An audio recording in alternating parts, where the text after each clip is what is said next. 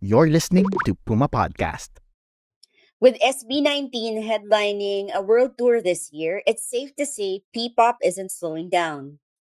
The quintet of Pablo, Stel, Ken, Josh, and Justin continue to push the envelope for P-pop music with their Simula at Wakas era, which began with the release of their comeback single Damn in February. The music video for the song, which was highly praised for its top notch quality and Game of Thrones like visuals, fetched 4 million views on YouTube in 24 hours. Tickets for their kickoff concert at the Philippine Arena, which has a seating capacity of 55,000, sold out in less than 7 hours. A second day has since been added, which will make SB19 the first P-pop group to hold a two-night concert at the Philippine Arena. In today's episode of Thought Bubbles, we revisit P-pop through the journey of SB19. I talked to Hannah and Jeds, both certified 18, that's the name of SB19's fandom, and we hear from them what it means to support SB19, what it's like to engage and interact with fellow 18s, and how the group's widening reach in music's world stage contributes to the Philippines' cultural promotion. Hi, Jeds and Hannah. Welcome to today's episode of Thought Bubbles. Siguro introducing yourselves, how you got into the P-pop world, how you became an SB19 fan or a Beanie fan or an Alamat fan. Ikaw muna, Hannah. The funny thing is I was never into K-pop to the Mm-mm. point na dati nung sumikat yung BTS, akala ko cartoon characters sila. Kasi 'di ba yung nasa parang yung mga Sanrio characters na Parang lumalabas. Sabi ko, chibi. ano yun? Oo, parang gano'n. So sabi ko, ano yun? Kasi wala akong idea. Kasi old school mostly yung music ko or yan, mga pangmatandang music. For some reason, pinush ng YouTube algorithm sa akin yung SB19. That's when I saw Gento. And I was like, oh, Mm-mm. ang galing naman ng production, nakakatuwa. Pero I was like, okay lang, galing ng production. And then I saw their video, What? Doon ako natuwa talaga. More of, siguro nahatak ako nung alam mo naman tayo, Pinoy pride. Kasi yung Pilipinas, may ganyan yan, Mhm. diba? So, Pilipinas. So, natuwa ako. That night, hindi na yata ako natulog. I was like, watching their movies all night. MVs, and then kung Yeah. ano-ano all night. Mm-mm. And from then, ano yun, mga mid-2023, kasi nakakakalabas lang din ng Gento nun. Mm-mm. Yun na. Hindi na ako tumigil kada daldal about SB19 to the point na I haven't maybe I watched only a few concerts in my lifetime pero sa SB19 nakailan na ako since 2023. Wow. Halos halos bawat concert na nila since I became a fan napuntahan ko na. Talaga, kahit yung mga individual shows? Ay, hindi ako sa individual shows. Ang mahal eh. Okay. Ayun sa concert lang, yung group Oo, concerts lang. ang napuntahan ko lang is Pablo and Josh sa UP Diliman. Mm. Ano yan? Nalimutan ko, parang P-pop Rise.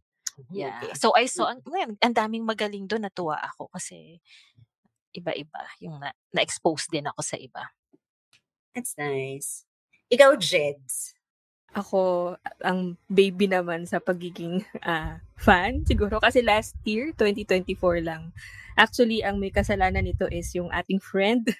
Namimiss ka namin, Macy Joven, dati natin kasama sa Yes. mga podcast. Kasi Mm-mm. meron tayong meeting noon na nag-uusap-usap lang tayo ng parang mga mood boosters or pang-inspire sa'yo. Parang parang meron ka bang recently nakita na tontuwa ka or something. Tapos yun, shinare niya sa atin yung first take performance ng SB19. So, aware naman ako sa existence ng SB19 before.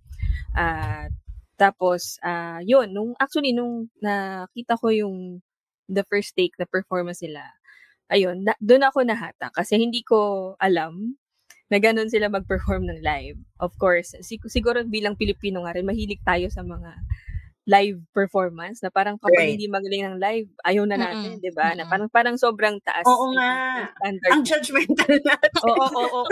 Mataas yung yung ano talaga sa atin, standards natin. Yes. So yun, and then the rest is history. Nalaglag na ako sa rabbit hole, hindi pa rin ako nakakalabas. Nadamay ko na yung pamilya ko actually. Ay, ang And and of course nung time na na-discover ko sila, I think tapos na yung ticket selling nila sa anniversary concert. So day 1. So sabi ko sana magkaroon to ng day 2. So yun, fortunately nakakuha ko ng ticket for the day 2 anniversary concert nila nung 2024. And yun, sulit naman. Parang ano siya, mas parang mix siya ng fan meet and performances. and anniversary Hindi siya full on concert, but still syempre dinig mo naman ang performances, bigay na bigay, todo energy, and yung mga tao din parang ang infectious, and kita mo na iba-ibang ages din talaga yung nag-attend. So parang first time, or kasi like Hana, hindi rin ako talaga into K-pop, J-pop, or other Asian pop.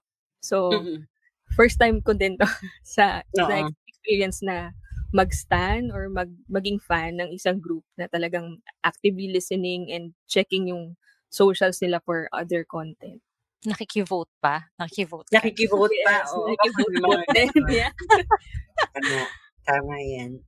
So speaking of concerts, ngayon na meron na namang world tour ang SB. Let's talk about how SB19 has solidified their presence in the international music industry, selling out venues. Well, so far, they've sold out their Manila leg. Tapos, I think, Taiwan. And then, Singapore. Na-sold out na yata nila yung parang global fan package, pero there are still tickets.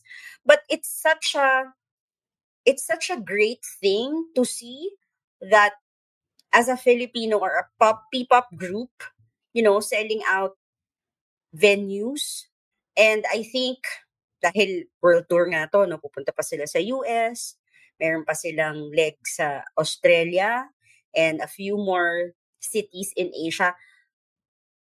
Ano kaya yung pinaka para sa inyo highlight of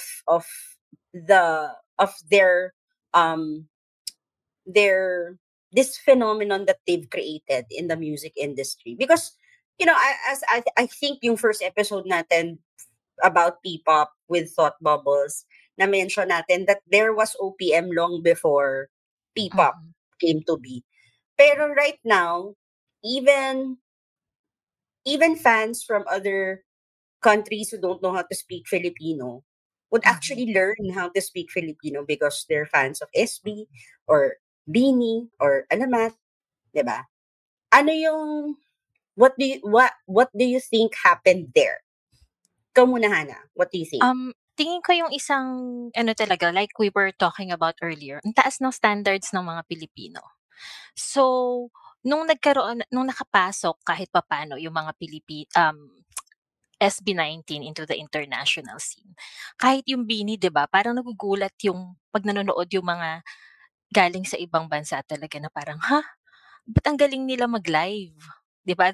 Lagi na lang sinasabi, they ate CDs, ganyan. So yun yung isang thing, kasi parang sanay sila na kung saan man, K-pop or even sa US, makikita mo yung mga pag-performances, malakas na yung backtrack. Yung backtrack, yun yung, di ba, nagkakanta ka nga ng live, hindi lip-sync. Pero at the back, merong, syempre, sasalo sa'yo. Para, so, at saka yung auto-tune, di ba, na uso? Yes. Yung auto-tune, yeah. So, hindi ginagawa yon masyado, at least, sa Pilipinas. And definitely, parang proud doon yung SB19, to the point na nakikita mo hindi sila naglalapel. Hindi sila talagang nila tayo flex nila yun lagi sila naka-held na mic. So because it's very hard to perform with the mic in your hands.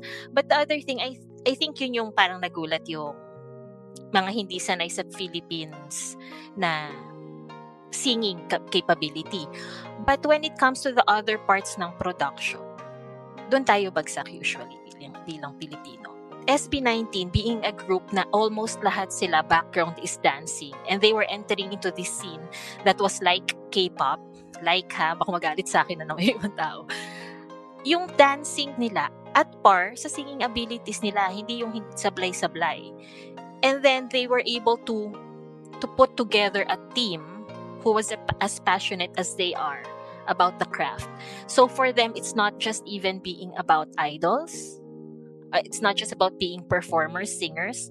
So for them, backup dancers nila talagang, yung W3 before was scouts, and they were like, what do you call these, champions?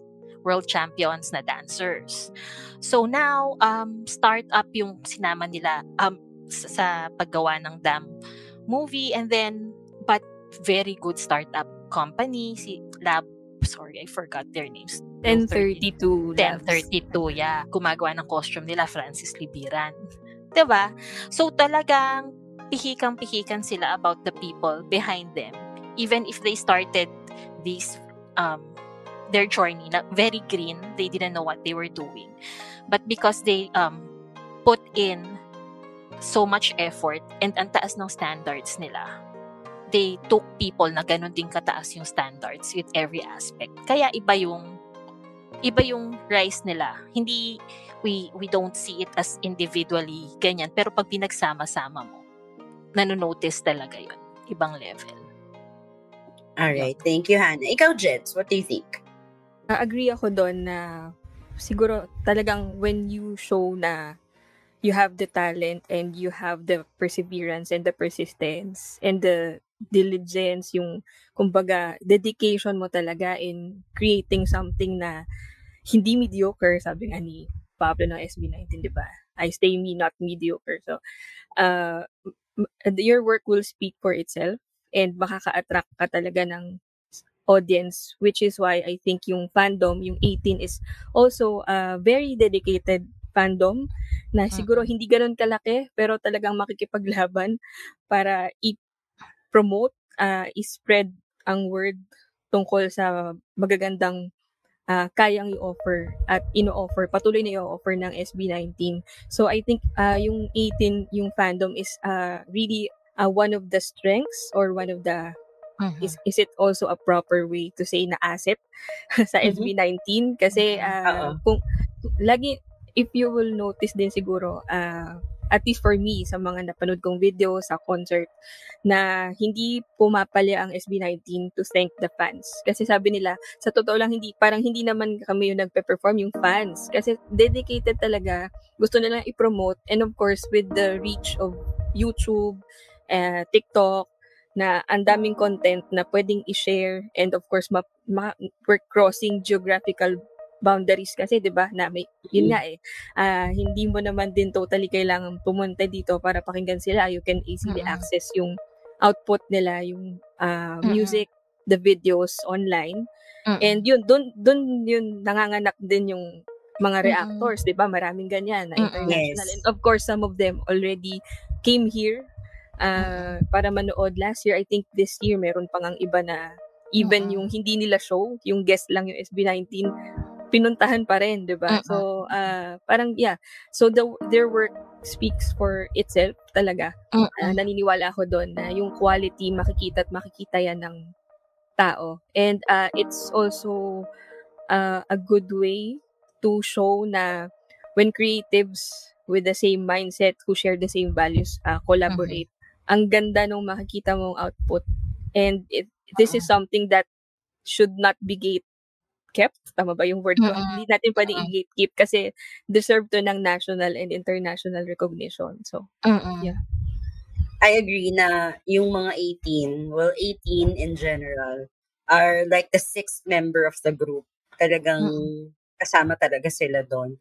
So, speaking of fans, were you surprised that SB now has international fans? That actual foreign fans would come to the Philippines? Kasi before, we would hear, even ako, when I used to listen to, well, I still do, pero when I used to stan a lot of the Mandarin pop artists, pupunta talaga ako sa ibang bansa to watch their concerts. Wow. Kasi they don't go here They don't go to the Philippines. Kasi parang it doesn't make sense.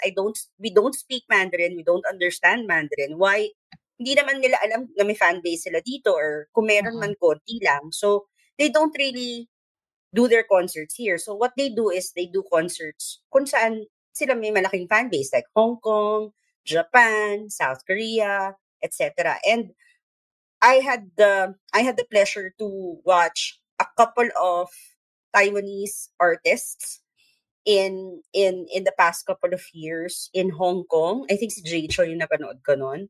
And it has been such a ibang experience kasi napaka-talented ni Jay, sa totoo lang. So, SB, and then SB now, SB19, they have their own foreign fans that are coming here in the Philippines to watch their concerts. And hindi lang nga, sabi nga ni Jeds, hindi lang itong world tour na to ang pupuntahan nila. Their past concerts, kahit yung mga live shows lang na may mga guesting sila, pinupuntahan nila. Have you encountered any of these fans online, in person? And how was that experience? Ako hindi ako nagugulat. Kasi yun yung dream nila eh, 'di ba? That's one of their dreams. Dating-dati pa, nung konti pa lang yung fan base nila. Ang isa sa goal nila na kasi may goal sila na individual, but for the group meron silang goal. But their other goal for the country, napaka-idealistic nga. Parang kung isipin mo parang nakakatawa pero hindi. That's their real goal and it looks like they're gonna reach it. The goal is to somehow help the economy. Parang how? They're like looking at the K-pop world na the industry became so big na laking pera pinapasok sa bansa. Ang daming pumupunta, outside and inside, import-export na yung nangyari sa music and sa talent nila. Yun yung dream nila for the Philippines. And it looks like they're getting there. That's why, and nauna pa sa amin yung mga international fans. Pag nakita mo yan, grabe. Talaga, parang mga lumang tao sila, 2019 fans na sila. Ganyan. So, pero yung iba, nagpupunta na dito dati, pero ngayon sobrang dami for this concert that they're global. I think that's why they came up with a global fan package. It's not just it is of course to service their international fans, but I think it is to get to their next level goal para talagang mas mahatak talaga. Kasi yun nga yung goal nila eh. It's to showcase na, ayan na, pumupunta na sila dito. Nare-reach na namin tong goal na to. And so I'm not surprised at all. Although wala pa akong kilala in person. Hindi kasi like, when Taylor Swift did her Eras Tour concert, diba, for the past 2 years, she started 2023, I think. So, lahat ng sold-out concerts niya, nag-benefit yung mga cities that she held the concerts. And kasi pati hotel, yung kainan, diba? So, lahat yun, kasama siya dun sa consumption ng mga fans, diba? Yes. Ikaw, Jeds, what do you think of the foreign fans coming here? And have you had any experiences with them? Personally, yung in-person na interactions, wala naman. But minsan kasi nanonood ako ng mga reaction videos eh. So, alam mo yung algorithm mo, medyo mapupunta doon kapag nag-check ka ng music videos, ganyan, di ba? Right. So, I think, wala akong particular na number, pero parang napansin ko lang na last year, especially late last year, parang medyo dumami. And that, or mga mid-year siguro, I can name a few. So, yung sinabi kong nag-attend sa show na hindi naman SB19 show talaga. Guest lang sila is yung Kambal na reactors from New Zealand, Sioux Twins. I think si Neon Reactions with Pierre, although mas Bini talaga yung favorite niya. Although na parang nauna siyang mag-Bini and then nagre-react na rin siya sa SB19. And then si Doki and Ambriel. So some of the few na napansin ko lang din na. And then makikita mo na parang pag nag-react sila, may parang may tendency sila na I need to see them live. Parang ganun yung lagi nilang sinasabi. So yun, actually minsan nagko-comment ako kasi minsan kasi 'di ba, ito rin yung na-appreciate ko sa mga reactors, na some of them are really gaining more followers kasi hindi sila parang yung nagre-react lang for the sake of reacting eh. Na parang they comment on the music, on the videos. Tapos sasabihin pa nila na, oy, hindi namin to alam. Parang kung may idea kayo, let us know in the comment box or something like that, 'di ba? So parang may community engagement ka kasi talagang nakikita. And they get that kasi sumasagot yung mga Filipino fans, yung 18. And then when, alam mo yun, siguro coming from a perspective na hindi ka naman taga doon, when you see na, ay, napaka-engaging naman nila or ang warm ng welcome nila sa akin, hindi ka ba maeengganyo na to actually check out the culture, check out the people, group, diba? Not just the group kasi parang, yung community na parang ang saya nung feeling na sama-sama kayong, meron kayong mga hinahangaan na group na members ng grupo na isang grupo, 'di ba? So sama-sama kayong mag-fanboy or mag-fangirl, 'di ba? Parang ganun So parang anyone would be happy to have that kind of experience. And it's just heartwarming, no? Na kahit yung iba na bago pa lang silang mga baby 18 yung tawag nila sa sarili nila, yung mga foreign reactors, nakipaglabanan talaga sila sa mga global fan package, di ba? And some of them even posted na, ay, nakakuha kami ng ticket, ganyan. Tapos, alam nyo, yung ganong journey, they're so happy to share na may ganon, all for the love of the artist that they admire, di ba? So it's a really parang hindi ko alam kung may ganito bang eksena sa other Asian pop kasi hindi nga ako nag-K-pop, hindi ako nag-J-pop or Mandarin pop. So but seeing this sa context natin sa ating current situation sa bansa natin na parang wow, parang it's something na nakaka-good vibes lang talaga. And it's a very positive thing to see arts, culture, creatives na umaangat because there's a group that took risks, took decisions na siguro hindi siya mainstream or hindi siya standard within the industry, but try natin kasi it's in their name din naman, Soundbreak. So and they're bearing the fruits. Bunga ng hiraya, sabi nga sa kanilang latest single. Ang daming quote. Yung ad ko pala, yung kina-excitan ko about foreign reactors right now is more than yung sa West pa, is how they're breaking into Japan and Korea. Kasi feeling ko yun yung talagang ang hirap pasukin.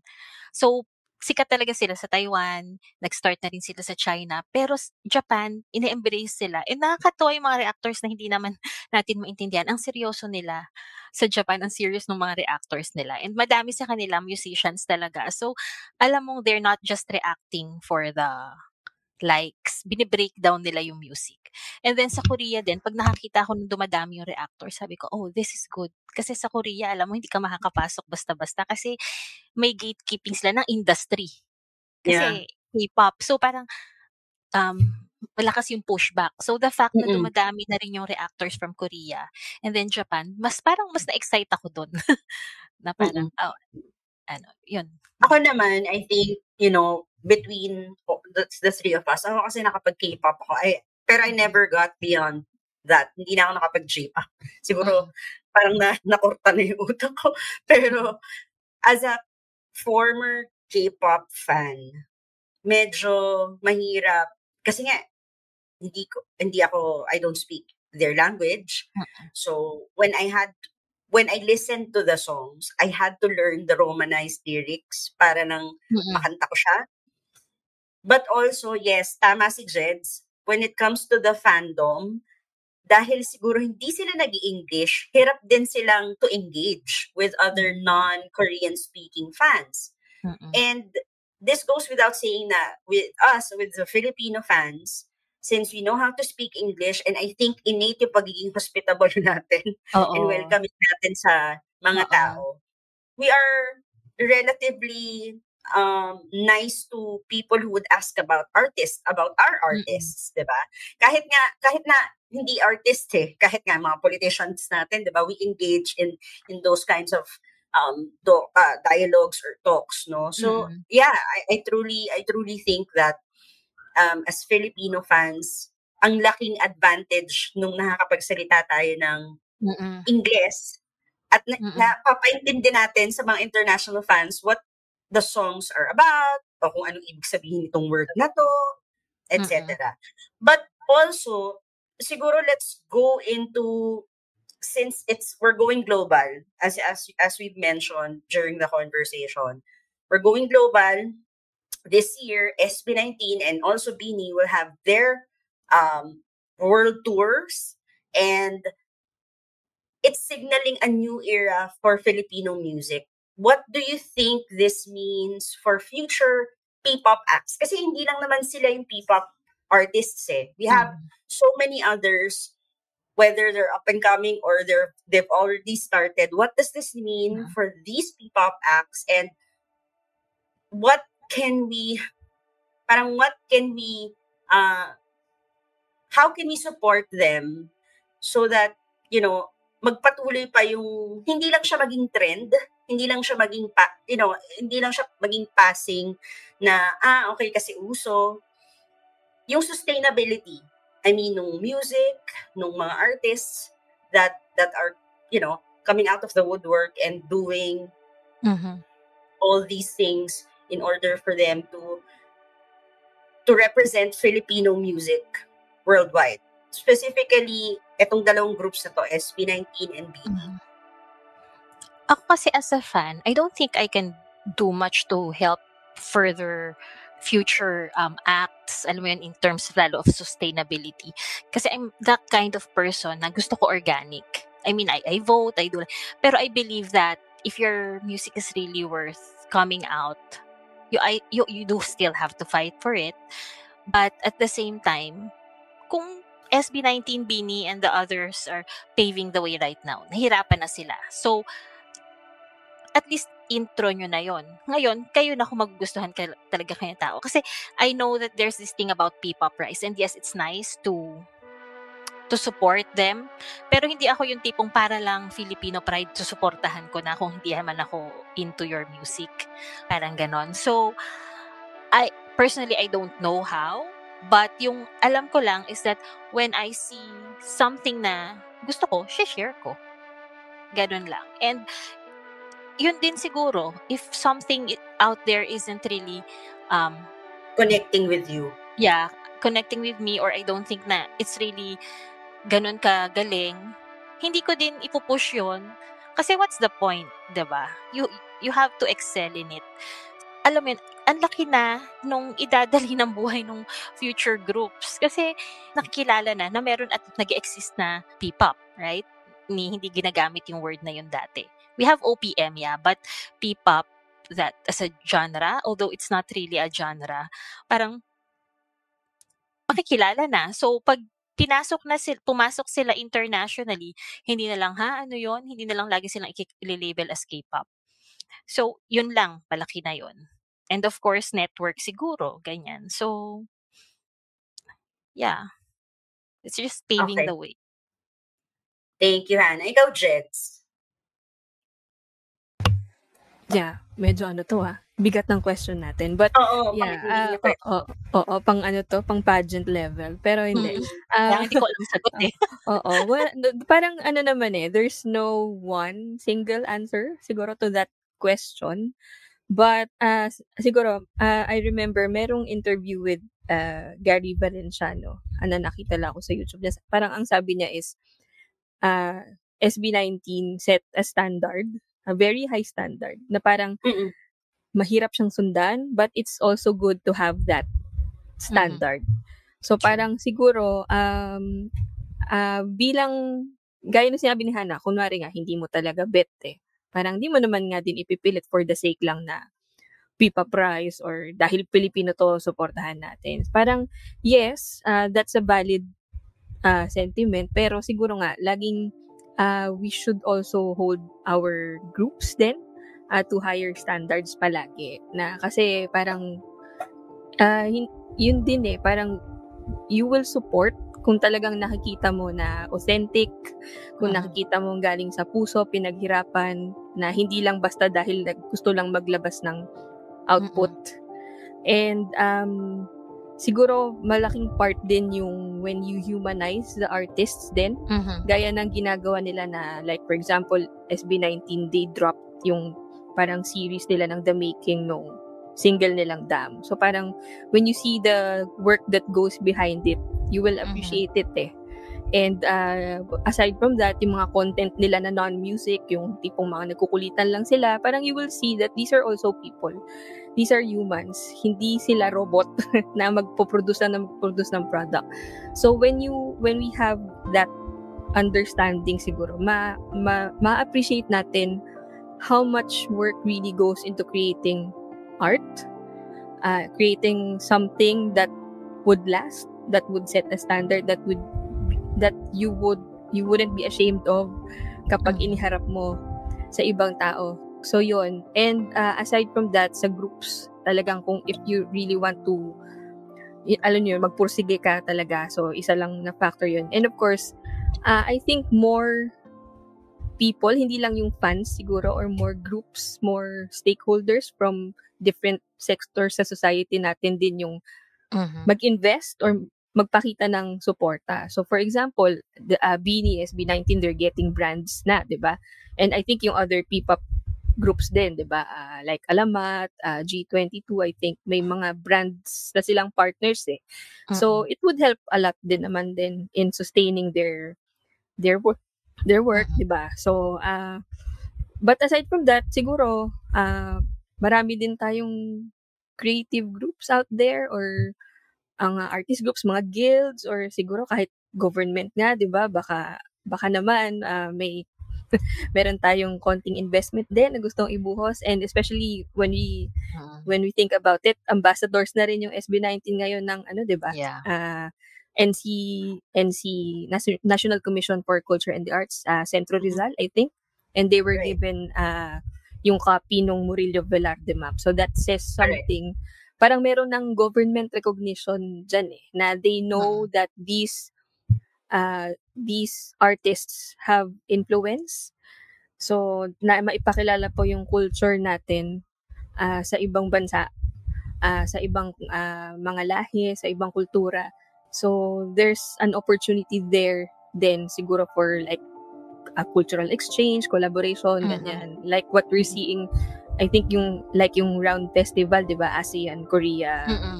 Ano siya eh, parang collaboration na music festival. So yung ganun ba na parang in the same way na merong Korean wave na parang yan yung pinaka soft power nila eh.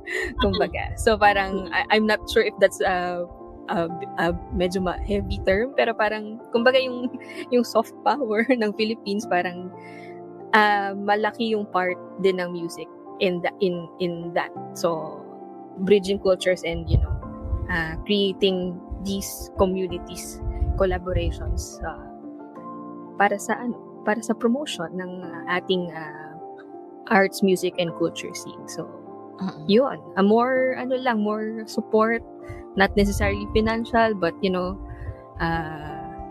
malaking part yun, of course, but support lang talaga from different sectors, not just from fans. Kasi syempre mga fans may kanya-kanyang buhay din naman tayo, di ba? So parang on an institutional level siguro, yun.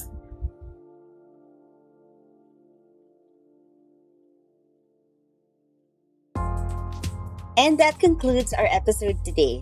Are you looking forward to SB19 in your city?